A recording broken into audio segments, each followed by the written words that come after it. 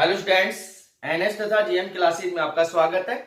इससे पहले वाली क्लास के अंदर हम जो लास्ट टॉपिक डिस्कस कर रहे थे वो टॉपिक था आपके पास में होलेक्स व लिनोड के प्रयोगों का परिणाम। जो प्रयोग उन्होंने किया था उसका परिणाम या निष्कर्ष क्या निकल कर आया था उसके बारे में हम क्या कर रहे थे, अध्ययन कर रहे थे। तो उन्होंने तीन बातें बताई है, तीन परिणाम या तीन निष्कर्ष निकले हैं, जिसमें से आपके पास में पहली बात क्या है कि जब किसी धातु के ऊपर उच्च आवर्ती का क्या डालते हैं, प्रकाश डालते हैं, तो इलेक्ट्रॉनों का जो उत्सर्जन है वो क्या होता है, तुरंत प्रारंभ हो जाता है। तो पहली बात आपको अच्छे से समझ में बैठ गई होगी, क्योंकि पिछली क्लास में मैंने आपको अच्छे से समझा दिया था कि जब धातु के पृष्ठ के ऊपर उच्च आवर्ती का प्रकाश डाला जाता है तो इलेक्ट्रॉनों का जो उत्सर्जन है वो क्या होता है, तुरंत प्रारंभ हो जाता है। उसमें काल पश्चता नहीं लगती है, समय नहीं लगता है। उससे आगे आपके पास में सेकंड बात उन्होंने क्या बताई है, यदि धातु के पृष्ठ के ऊपर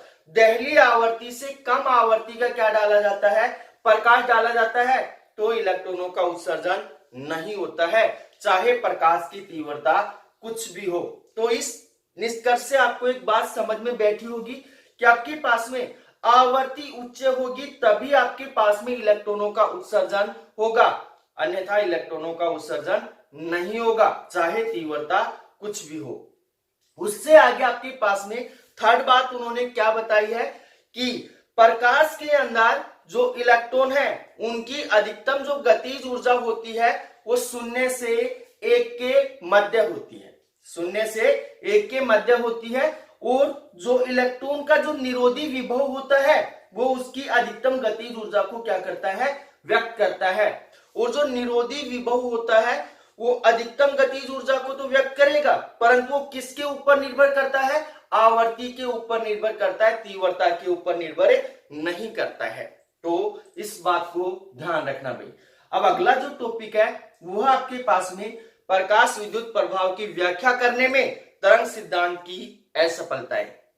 तो इस टॉपिक को अच्छे से समझना, ये topic very very very important है कि प्रकाश विद्युत प्रभाव की व्याख्या करने में तरंग सिद्धांत की कौन कौन सी असफलताएं हैं, कौन कौन से उनके नेगेटिव पॉइंट है, जिसके कारण प्रकाश विद्युत प्रभाव की व्याख्या नहीं कर पाए।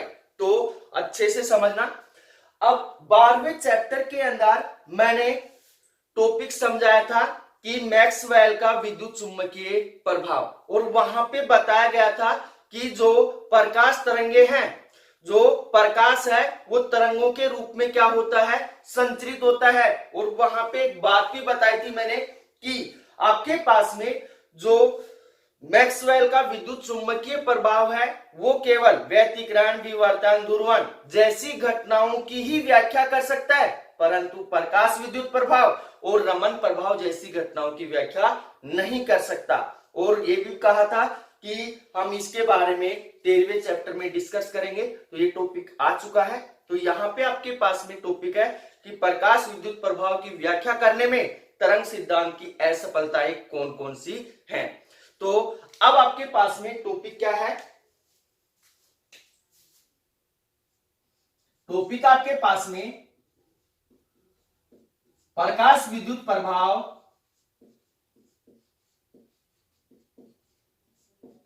की व्याख्या करने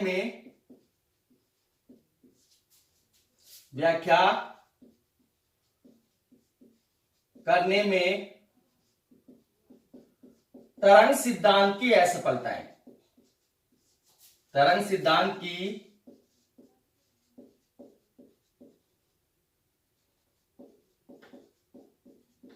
असफलताएं। तो ये टॉपिक आपके पास में वेरी वेरी वेरी इंपॉर्टेंट है। तो इस टॉपिक को आप अच्छे से समझना भाई कि आपके पास में प्रकाश विद्युत प्रभाव की व्याख्या करने में तरंग सिद्धांत की कौन कौन सी असफलताएं हैं। तो अब आपके पास में तरंग सिद्धांत क्या कहता है और प्रकाश विद्युत प्रभाव क्या कहता है, इन दोनों की क्या करनी है, हमें तुलना करनी है। तो अब आपके पास में यहां पे पहली बात क्या बताई है कि जो तरंग सिद्धांत है वो क्या कह रहा है तरंग सिद्धांत के अनुसार जब किसी धातु के ऊपर क्या डाला जाता है, किसी भी आवर्ती का प्रकाश डाला जाता है, तो इलेक्ट्रॉनों का उत्सर्जन क्या होता है, प्रारंभ हो जाता है। परंतु प्रकाश विद्युत प्रभाव के अनुसार इलेक्ट्रॉनों का उत्सर्जन कब होगा, जब किसी धातु के पृष्ठ के ऊपर एक निश्चित आवर्ती या दहली आवर्ती का प्रकाश डालने से ही इलेक्ट्रॉनों का क्या होता है, उत्सर्जन होता है। तो ये पहली इसकी क्या होगी, असफलता होगी। पहली असफलता क्या होगी, तरंग सिद्धांत तो क्या कह रहा है और आपके पास में प्रकाश विद्युत प्रभाव क्या कह रहा है। तरंग सिद्धांत क्या कह रहा है कि किसी धातु के पृष्ठ के ऊपर किसी भी आवर्ती का प्रकाश डालने से इलेक्ट्रॉनों का क्या होता है, उत्सर्जन प्रारंभ होता है। परंतु प्रकाश विद्युत प्रभाव के अनुसार क्या होता है, किसी धातु के पृष्ठ के ऊपर एक निश्चित या दहली आवर्ती का प्रकाश डालने से ही इलेक्ट्रॉनों का उत्सर्जन होता है। तो फर्स्ट एरो का निशान लगाकर क्या लिखेंगे, तरंग सिद्धांत के अनुसार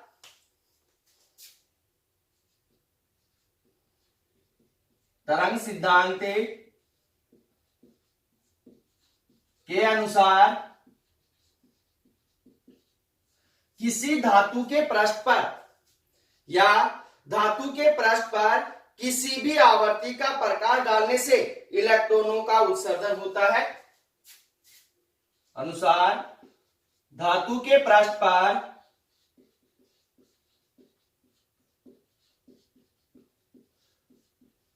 किसी भी आवर्ती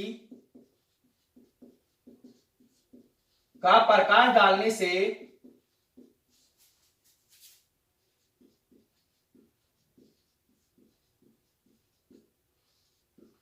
इलेक्ट्रॉनों का उत्सर्जन होता है।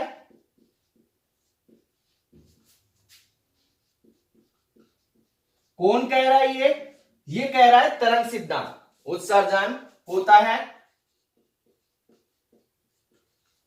परंतु प्रकाश विद्युत प्रभाव क्या कह रहा है कि किसी धातु के पृष्ठ के ऊपर एक निश्चित आवर्ती का प्रकाश डालने से ही क्या होता है, इलेक्ट्रॉनों का उत्सर्जन होता है। तो आगे क्या लिखेंगे, परंतु प्रकाश विद्युत प्रभाव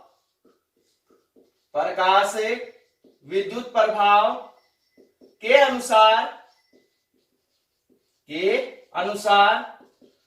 धातु के पृष्ठ पर किसी निश्चित आवर्ती धातु के पृष्ठ पर किसी निश्चित आवर्ती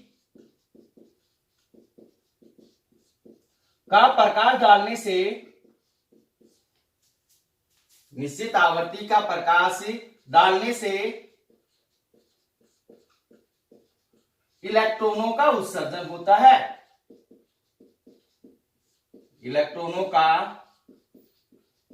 उत्सर्जन होता है। तो पहली बात आपको अच्छे से समझ में बैठ गई होगी कि आपके पास में प्रकाश विद्युत प्रभाव क्या बोल रहा है और आपके पास में तरंग सिद्धांत क्या बोल रहा है। दोनों की बातों के अंदर क्या अंतर है जिसके कारण से प्रकाश विद्युत प्रभाव की व्याख्या नहीं हो पाई। तो तरंग सिद्धांत तो क्या बोल रहा है कि धातु के पृष्ठ के ऊपर किसी भी आवर्ती का प्रकाश डाल दो, इलेक्ट्रॉनों का उत्सर्जन हो जाएगा। परंतु प्रकाश विद्युत प्रभाव क्या बोल रहा है कि धातु के पृष्ठ के ऊपर निश्चित आवर्ती का प्रकाश डालने से ही इलेक्ट्रॉनों का क्या होता है, उत्सर्जन होता है। तो दोनों की बातों में क्या हो गया, अंतर हो गया, जिसके कारण से तरंग सिद्धांत किसकी व्याख्या नहीं कर पाया, प्रकाश विद्युत प्रभाव की व्याख्या नहीं कर पाया। सेकंड बात उन्होंने क्या बताई है कि तीव्रता बढ़ाने पर उत्सर्जित इलेक्ट्रॉनों की गतिज ऊर्जा बढ़ती है, परंतु प्रकाश विद्युत प्रभाव क्या कह रहा है कि आपतित प्रकाश की आवर्ती बढ़ाने से उत्सर्जित इलेक्ट्रॉनों की गतिज ऊर्जा बढ़ती है। तो सेकंड बात भी अच्छे से समझना भाई। पहली बात तो आपको समझ में बैठ गई होगी। सेकंड बात तरंग सिद्धांत ने क्या कही है कि प्रकाश की तीव्रता हम बढ़ाएंगे तो उत्सर्जित इलेक्ट्रॉनों की गतिज ऊर्जा बढ़ती है। उत्सर्जित इलेक्ट्रॉनों की क्या होती है, गतिज ऊर्जा बढ़ती है। परंतु प्रकाश विद्युत प्रभाव क्या कह रहा है कि आपतित प्रकाश की आवर्ती बढ़ाने के ऊपर जो उत्सर्जित इलेक्ट्रॉनों का जो आपके पास में क्या है उत्सर्जित इलेक्ट्रॉनों का मान बढ़ता है या उसकी गतिज ऊर्जा बढ़ती है। सॉरी, गतिज ऊर्जा क्या होती है, बढ़ती है। तो दोबारा से समझ लेना कि तरंग सिद्धांत तो क्या कहता है कि तीव्रता बढ़ाने के ऊपर उत्सर्जित इलेक्ट्रॉनों की गतिज ऊर्जा बढ़ती है, परंतु आपके पास में प्रकाश विद्युत प्रभाव क्या कहता है कि आपतित प्रकाश की आवर्ती बढ़ाने के ऊपर उत्सर्जित इलेक्ट्रॉनों की गतिज ऊर्जा बढ़ती है। दोनों की बातों में क्या हो गया, डिफरेंट हो गया। इसी कारण से जो तरंग सिद्धांत है प्रकाश विद्युत प्रभाव की व्याख्या नहीं कर पाया। तो अब आपके पास सेकंड एरो का निशान लगाकर क्या लिखेंगे कि तरंग सिद्धांत के अनुसार धातु के पृष्ठ पर या आपतित प्रकाश की तीव्रता बढ़ाने पर उत्सर्जित इलेक्ट्रॉनों की गतिज ऊर्जा बढ़ती है। तो यहां लिखेंगे तरंग सिद्धांत के अनुसार आपतित प्रकाश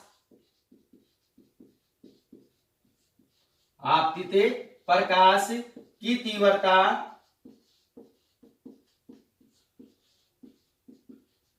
बढ़ाने पर उत्सर्जित इलेक्ट्रॉनों की गतिज ऊर्जा बढ़ती है। उत्सर्जित इलेक्ट्रॉनों की गतिज ऊर्जा बढ़ती है,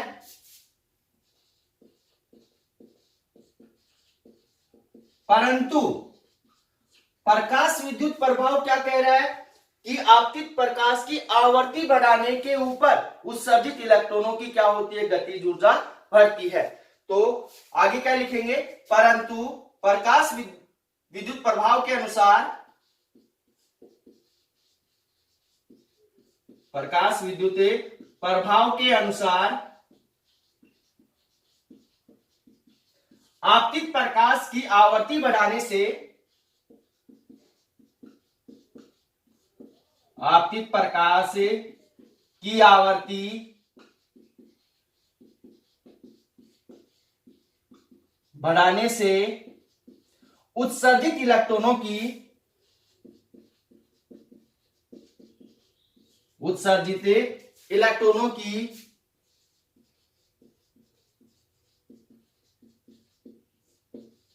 गतिज ऊर्जा बढ़ती है, गतिज ऊर्जा बढ़ती है। तो दोनों की बातों में क्या हो गया भाई, डिफरेंट हो गया। तो आपके पास में दोनों बातें आपको अच्छे से समझ में बैठ गई होगी कि पहली तो आपके पास में क्या है कि किसी भी आवर्ती का प्रकाश डालो, तरंग सिद्धांत तो कह रहा है इलेक्ट्रॉन क्या हो जाएंगे, उत्सर्जित हो जाएंगे, परंतु प्रकाश विद्युत प्रभाव क्या कह रहा है कि निश्चित आवर्ती का प्रकाश डालने से ही क्या होंगे, इलेक्ट्रॉन उत्सर्जित होंगे। सेकंड बात क्या होगी कि तरंग सिद्धांत के अनुसार आपतित प्रकाश की तीव्रता बढ़ाने पर उत्सर्जित इलेक्ट्रॉनों की गतिज ऊर्जा क्या होती है, बढ़ती है, परंतु प्रकाश विद्युत प्रभाव के अनुसार क्या होता है कि आपतित प्रकाश की आवर्ती बढ़ाने के ऊपर क्या होता है, वो मतलब कि उत्सर्जित इलेक्ट्रॉन जो है उनकी गतिज ऊर्जा घटती है। तो उससे आगे उन्होंने थर्ड बात क्या बताई है कि तरंग सिद्धांत के अनुसार धातु के पृष्ठ पर प्रकाश डालने से इलेक्ट्रॉन को उत्सर्जित होने में समय लगता है, परंतु प्रकाश विद्युत प्रभाव के अनुसार धातु के पृष्ठ पर दहलीय आवर्ती का प्रकाश डालते ही इलेक्ट्रॉनों का उत्सर्जन क्या होता है, प्रारंभ हो जाता है। तो थर्ड बात भी आपको अच्छे से समझ में बैठी होगी कि तरंग सिद्धांत क्या कहता है कि धातु के पृष्ठ पर क्या करते हैं, किसी भी आवर्ती का प्रकाश डालने से इलेक्ट्रॉनों का उत्सर्जन कुछ समय पश्चात क्या होता है, प्रारंभ होता है, परंतु प्रकाश विद्युत प्रभाव क्या कहता है कि धातु के पृष्ठ के ऊपर दहलीय आवर्ती का प्रकाश डालने से जो इलेक्ट्रॉनों का उत्सर्जन है वो क्या होता है, तुरंत प्रारंभ हो जाता है। तो किस प्रकार से लिखेंगे, थर्ड एरो का निशान लगाकर, थर्ड एरो का निशान लगाकर लिखेंगे इसको कि तरंग सिद्धांत के अनुसार धातु के पृष्ठ पर प्रकाश डालने के पश्चात, तरंग सिद्धांत के अनुसार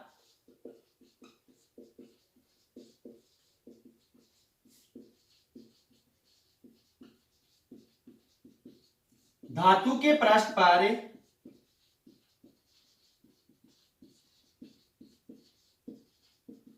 प्रकाश डालने के पश्चात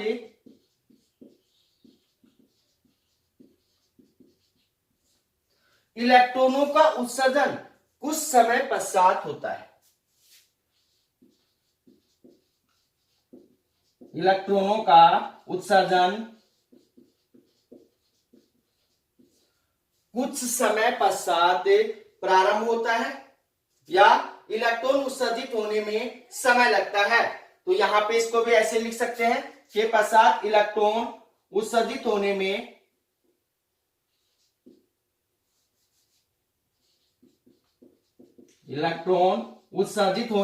समय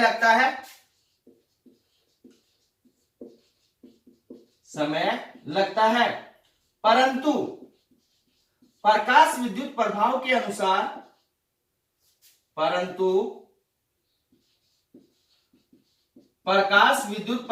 अनुसार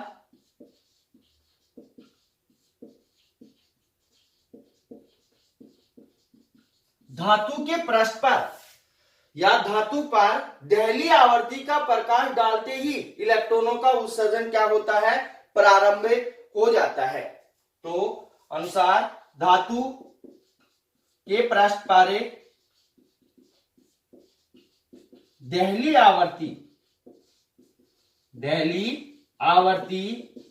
का प्रकाश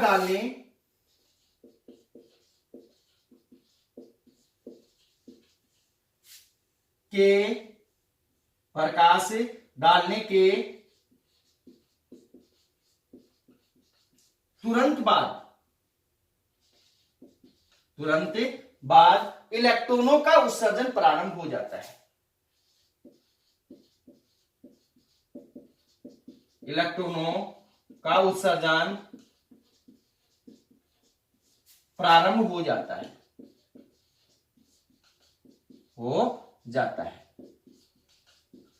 तो ये हो गया आपके पास में प्रकाश विद्युत प्रभाव की व्याख्या करने में तरंग सिद्धांत की असफलताएं। तो तीनों बातें आपको अच्छे से समझ में बैठी होंगी कि आपके पास में जो तरंग सिद्धांत है वो प्रकाश विद्युत प्रभाव की व्याख्या क्यों नहीं कर पाया, क्योंकि दोनों की बातें एक दूसरे से मैच ही नहीं करती हैं। जब दोनों की बातें एक दूसरे से मैच नहीं करेंगी तो वो उसकी व्याख्या नहीं कर पाया। तो आपके पास में फर्स्ट बात क्या थी, तरंग सिद्धांत तो क्या कह रहा है कि धातु के पृष्ठ पर किसी भी आवर्ती का प्रकाश डाल दो इलेक्ट्रॉनों का उत्सर्जन प्रारंभ हो जाएगा। प्रकाश विद्युत प्रभाव क्या कह रहा है कि धातु के पृष्ठ के ऊपर एक निश्चित आवर्ती का प्रकाश डालने से ही इलेक्ट्रॉनों का उत्सर्जन होता है। दोनों की बातें क्या हो गई, अलग अलग हो गई।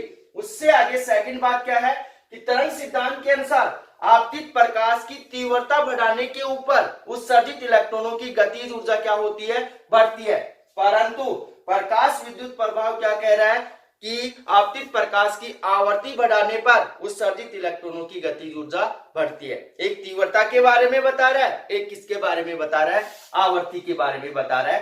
तो दोनों की बातें क्या होगी, अलग अलग होगी।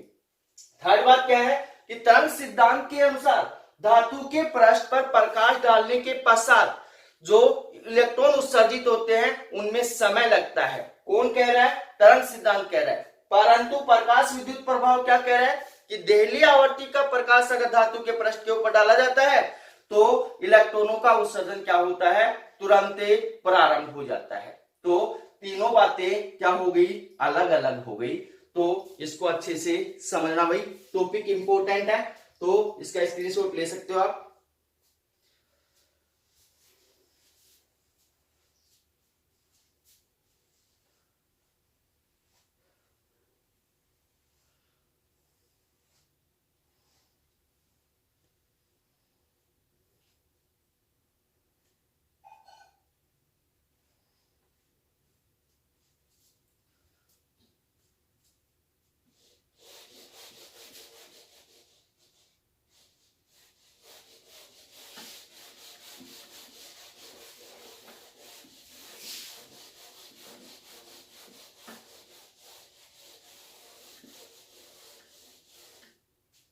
अगला जो टॉपिक है वो है आपके पास में आइंस्टीन की प्रकाश ऊर्जा समीकरण।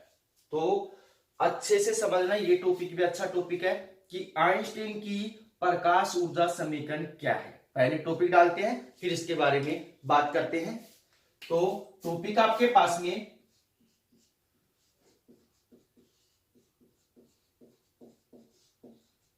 आइंस्टीन की प्रकाश ऊर्जा समीकरण।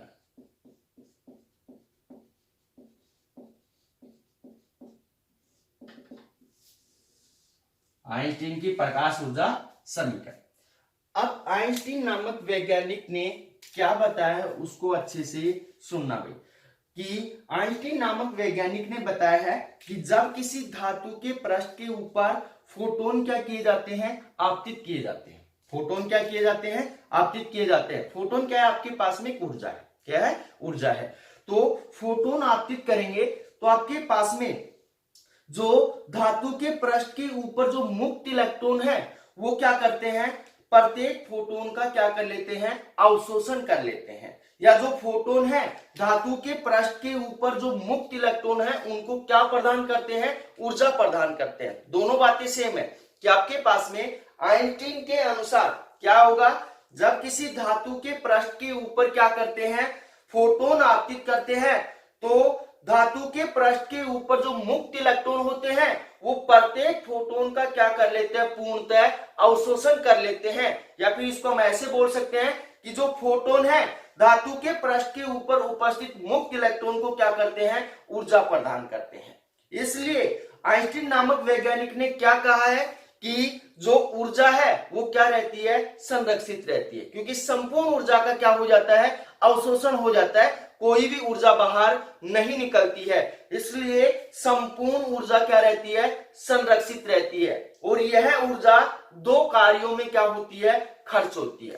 पहला कार्य क्या होगा उसको ध्यान से सुनना कि आपके पास में जो आपतित फोटोन है वो धातु के पृष्ठ के ऊपर उपस्थित मुक्त इलेक्ट्रॉनों को धातु के पृष्ठ से क्या करते हैं, अलग करते हैं, उत्सर्जित करते हैं, बाहर निकालते हैं। पहली बात तो आपको समझ में आ गई होगी कि जो आपतित जो फोटोन है वो धातु के पृष्ठ के ऊपर उपस्थित जो मुक्त इलेक्ट्रॉन है उनको क्या करते हैं, उत्सर्जित करते हैं। तो उसके कार्य फलन के रूप में क्या होते हैं, काम आती है जो ऊर्जा है। सेकंड बात क्या है कि अब आपके पास में धातु के पृष्ठ के ऊपर क्या उपस्थित हो गए हैं, मुक्त इलेक्ट्रॉन उपस्थित हो गए। तो ये मुक्त इलेक्ट्रॉनों को जो बची हुई शेष ऊर्जा है वो ऊर्जा क्या करती है, इनको अधिकतम गतिज ऊर्जा प्रदान करती है। क्या करती है, अधिकतम गतिज ऊर्जा प्रदान करती है। तो इसको हम डायरेक्ट ऐसे लिख सकते हैं, शेष बची हुई ऊर्जा उत्सर्जित जो इलेक्ट्रॉन है उनको अधिकतम गतिज ऊर्जा प्रदान करने में क्या होती है, खर्च होती है। तो दोबारा से सुन लेना कि आइंस्टीन की प्रकाश ऊर्जा समीकरण निकालने के लिए सबसे पहले आइंस्टीन नामक वैज्ञानिक ने क्या बताया है कि जब किसी धातु के पृष्ठ के ऊपर फोटोनों को क्या किया जाता है, आपतित किया जाता है, तो धातु के पृष्ठ के ऊपर उपस्थित जो इलेक्ट्रॉन है वो प्रत्येक फोटोन का पूर्णतः क्या कर लेते हैं, अवशोषण कर लेते हैं। पूर्णतः अवशोषण कर लेंगे तो आपके पास में धातु के पृष्ठ के ऊपर उपस्थित जो संपूर्ण ऊर्जा है वो क्या रहती है, संरक्षित रहती है। क्योंकि कोई ऊर्जा बाहर गई नहीं तो ऊर्जा खर्च कहां से होगी, तो संपूर्ण ऊर्जा क्या रहती है, संरक्षित रहती है। और यह जो ऊर्जा है दो कार्यों में क्या होती है, खर्च होती है। पहली क्या है कि आपके पास में धातु जो है उसके पृष्ठ से इलेक्ट्रॉनों को उत्सर्जन करने में काम आएगी। जो ऊर्जा है वो पहली कार्य क्या करेगी, जो धातु है उसके पृष्ठ से इलेक्ट्रॉनों को क्या करेगी, उत्सर्जित करेगी। और जो बची हुई शेष ऊर्जा है, जो उत्सर्जित जो इलेक्ट्रॉन है उनको अधिकतम गतिज ऊर्जा प्रदान करने के काम आती है। इसलिए आपके पास में ऊर्जा संरक्षण के नियम से कुल ऊर्जा क्या रहती है, संरक्षित रहती है। तो किस प्रकार से लिखेंगे अच्छे से समझना। आइंस्टीन के अनुसार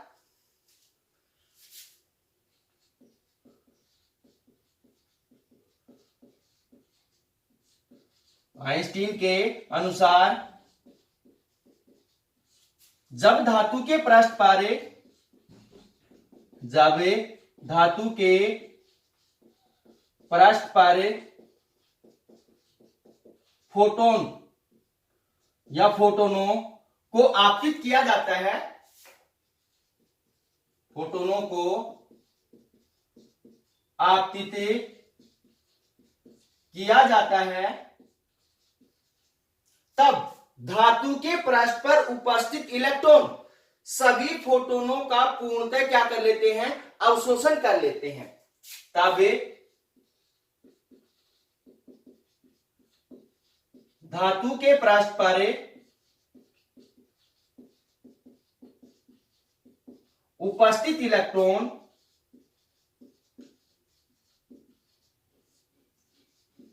प्रत्येक फोटोन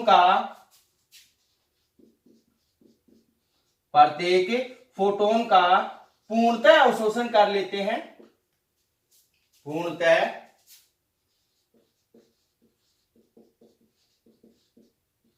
अवशोषण कर लेते हैं। अब आपके पास में पूर्णतः अवशोषण होगा तो आपके पास में धातु के पृष्ठ के ऊपर कुल ऊर्जा क्या रहेगी, संरक्षित रहेगी, क्योंकि ऊर्जा के मान में कोई कमी नहीं है। जितनी ऊर्जा हमने आपूर्ति की है उतनी ऊर्जा धातु के पृष्ठ ने क्या कर ली है, ग्रहण कर ली है। तो अब आपके पास में कुल ऊर्जा क्या रहेगी, संरक्षित रहेगी। तो आगे किस प्रकार से लिखेंगे, इसलिए धातु के पृष्ठ को दी गई कुल ऊर्जा क्या रहती है, नियत रहती है या संरक्षित रहती है। इसलिए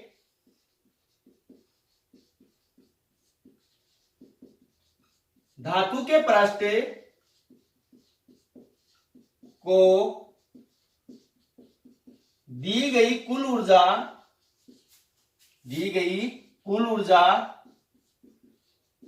नियत या संरक्षित रहती है। और यह ऊर्जा कितने कार्यों में खर्च होती है, 2 कार्यों में खर्च होती है। तो आगे क्या लिखेंगे कि यह ऊर्जा 2 भागों में विभाजित हो जाती है। यह ऊर्जा 2 भागों या 2 कार्यों लिख लो, कार्यों में खर्च होती है या विभाजित हो जाती है, एक ही बात है। यह ऊर्जा 2 कार्यों में खर्च होती है। फर्स्ट कार्य क्या है कि धातु के पृष्ठ से इलेक्ट्रॉनों को उत्सर्जित करने के लिए कार्यफलन के रूप में खर्च होती है। धातु के पृष्ठ से इलेक्ट्रॉनों को उत्सर्जित करने के लिए कार्यफलन के रूप में क्या होती है, खर्च होती है। तो फर्स्ट एरो का निशान लगाकर क्या लिखेंगे कि धातु के पृष्ठ से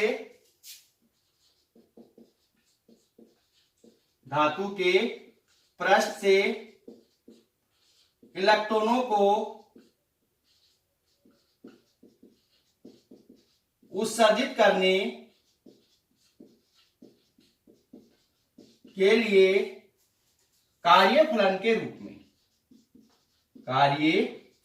रूप में तो पहली बात तो आपको समझ में आ गई होगी कि कार्यफलन के रूप में आपके पास में W नोट बराबर कितना हो जाएगा, कार्यफलन बराबर कितना होगा आपके पास में H न्यू नोट हो जाएगा। आपके पास क्या होगा, H न्यू नोट।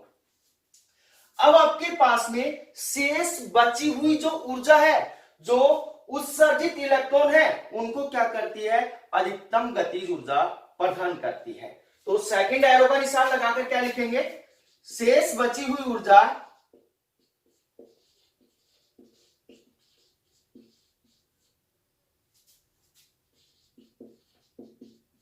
उत्सर्जित इलेक्ट्रॉन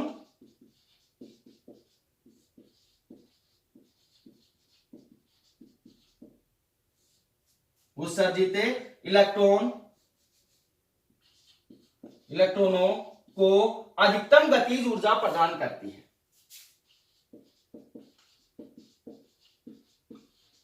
अधिकतम गतिज ऊर्जा प्रदान करती है।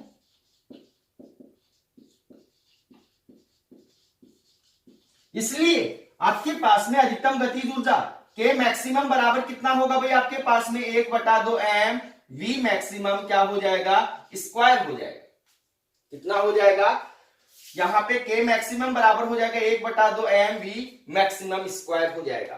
तो आपके पास में जो पृष्ठ को दी गई संपूर्ण ऊर्जा है वो कितने कार्यों में खर्च हो गई? 2 कार्यों में। पहला तो वो पृष्ठ से इलेक्ट्रॉनों को उत्सर्जित करेगी, दूसरा उत्सर्जित इलेक्ट्रॉनों को अधिकतम गतिज ऊर्जा प्रदान करेगी। तो संपूर्ण ऊर्जा क्या हो जाएगी? खर्च हो जाएगी। अब आपके पास में ऊर्जा संरक्षण के नियम से ऊर्जा क्या रहनी चाहिए? संरक्षित रहनी चाहिए। तो आगे लिखेंगे ऊर्जा संरक्षण के नियम से ऊर्जा संरक्षण के नियम से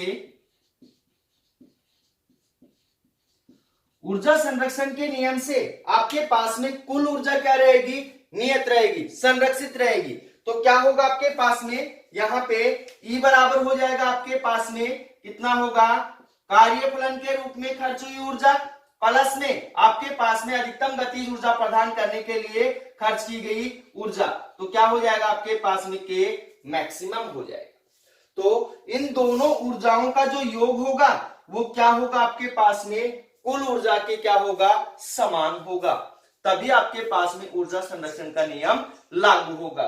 तो अब आपके पास में W नोट का मान कितना है आपके पास में? H न्यू नोट है।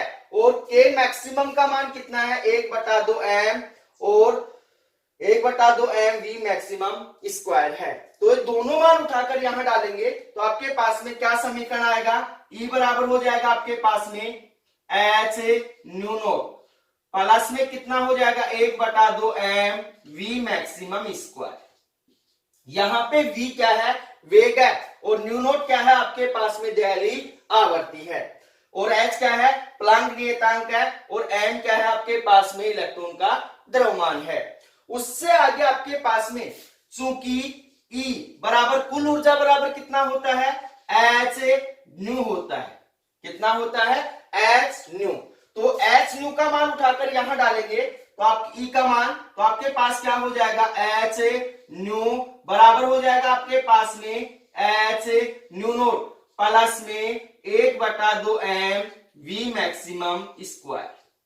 V maximum square. अब आपके पास में जो H न्यू नोट है इस मान को क्या करते हैं? इस साइड लेकर आते हैं। तो एक बार इसका स्क्रीनशॉट ले लो, मैं ऊपर से रब कर रहा हूं।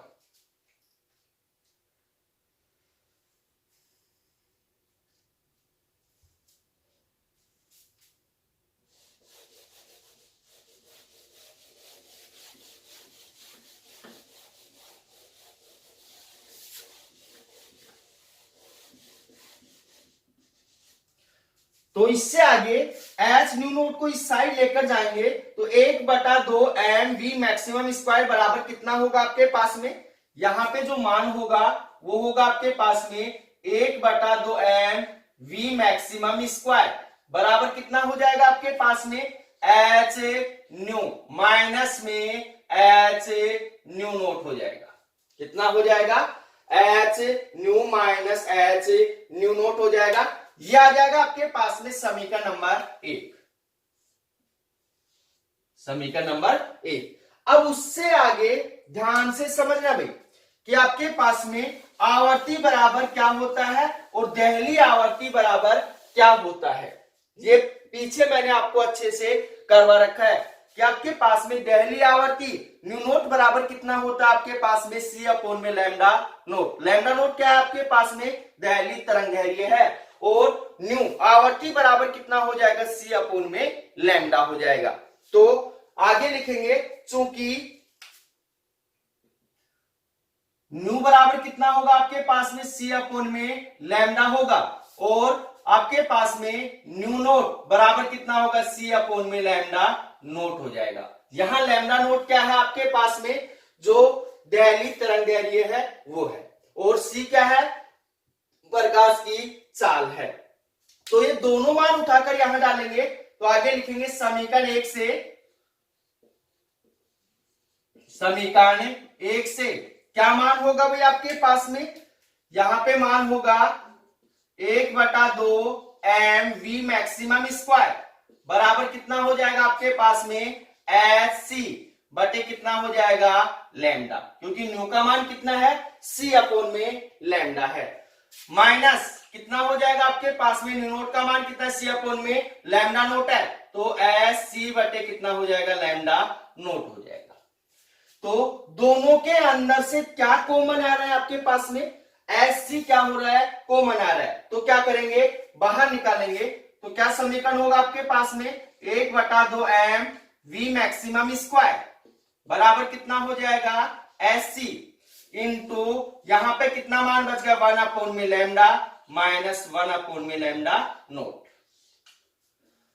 अब आपके पास में यहां पे ध्यान देना 2 को इस साइड भेजेंगे, इस साइड किसके अंदर है डिवाइड में है भाग में है, इस साइड जाएगा किस में जाएगा मल्टीप्लाई गुणा में जाएगा, तो आपके पास में क्या हो जाएगा यहां पे एम वी मैक्सिमम स्क्वायर बराबर कितना हो जाएगा 2SC इंटू कितना होगा 1 अपॉन में लैम्डा माइनस 1 अपॉन में लैम्डा नोट।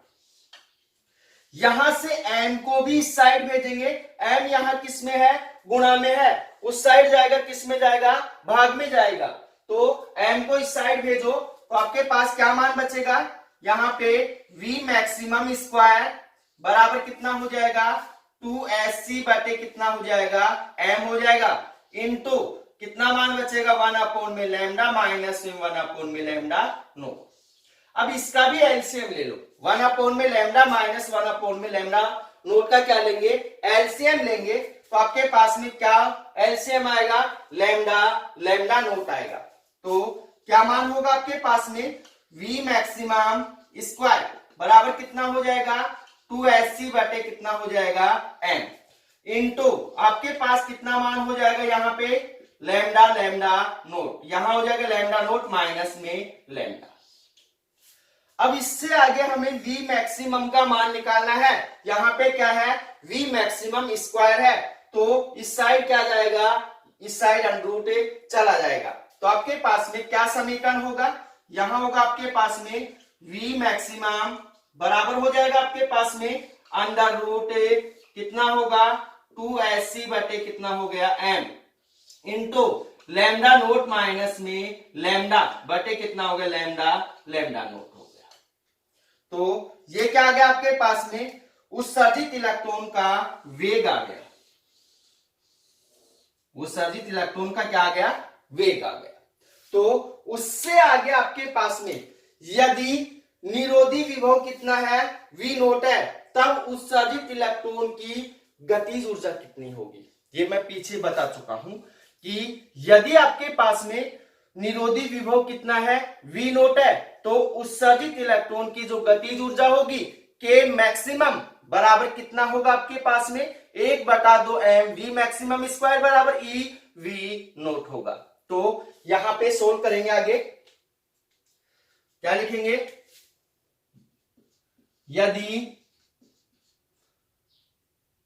यदि आपके पास में निरोधी विभव v नोट है, निरोधी विभव v नोट है, तब उत्सर्जित इलेक्ट्रॉन की गतिज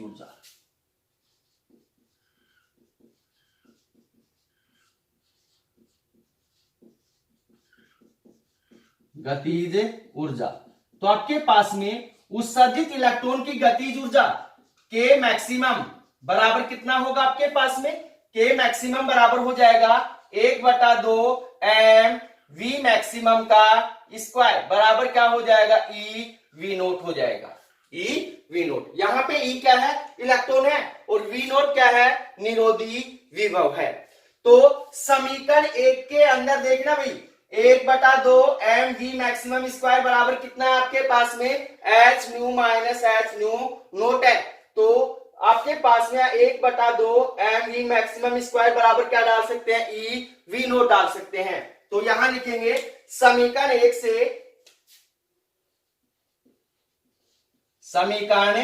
से क्या मान होगा आपके पास में, यहां हो जाएगा आपके पास में 1/2 m v मैक्सिमम स्क्वायर का मान कितना डालेंगे e v नोट डालेंगे, तो क्या मान आएगा आपके पास में यहां होगा e v नोट बराबर हो जाएगा आपके पास में h न्यू माइनस में h न्यू नोट हो जाएगा, कितना हो जाएगा h न्यू नोट हो जाएगा। तो यहां हम वी नोट का मान निकालेंगे, ई को क्या करेंगे इस साइड भेजेंगे, तो आपके पास में क्या समीकरण होगा, वी नोट बराबर होगा एच न्यू बटे कितना हो जाएगा ई, माइनस में एच न्यू नोट बटे कितना हो जाएगा ई हो जाएगा, कितना हो जाएगा ई हो जाएगा। तो ये हो गया आपके पास में किसका मान आ गया, आपके पास में निरोधी विभव का मान आ गया, किसका मान आ गया निरोधी विभव का। तो अब उससे आगे आपके पास में जो आपतित तरंग है उसका ढाल कितना होगा, तो आपके पास में m बराबर कितना होता है tan थीटा। जैसे आपके पास में ये निरोधी विभव है v नोट, ओ तो आपके पास में यहां पे इसकी आवर्ती क्या है न्यू है, आवर्ती कितनी है न्यू है।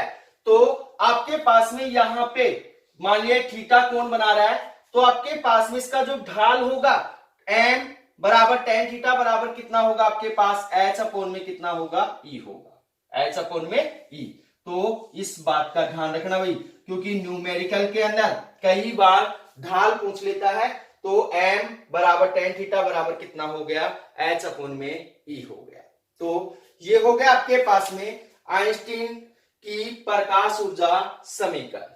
तो दोनों मान आप निकाल सकते हो, आपके पास में इलेक्ट्रॉन का वेग भी निकाल सकते हैं, निरोधी विभव भी निकाल सकते हैं और उसका ढाल भी निकाल सकते हैं। तो तीनों बातें आपको अच्छे से समझ में बैठी होंगी। तो अब अगला जो टॉपिक है वो है आपके पास में आइंस्टीन के प्रकाश विद्युत प्रभाव के जो प्रयोग है उसका क्या निकालना है, परिणाम या निष्कर्ष निकालना है। अब ज्यादा लंबी क्लास हो जाएगी, तो इसके बारे में अगली क्लास में क्या करेंगे बात करेंगे। अगर वीडियो आपको पसंद आया है तो लाइक कीजिए, शेयर कीजिए तथा हमारे यूट्यूब चैनल को सब्सक्राइब कीजिए। तो मिलते हैं एक छोटे से ब्रेक के बाद। धन्यवाद।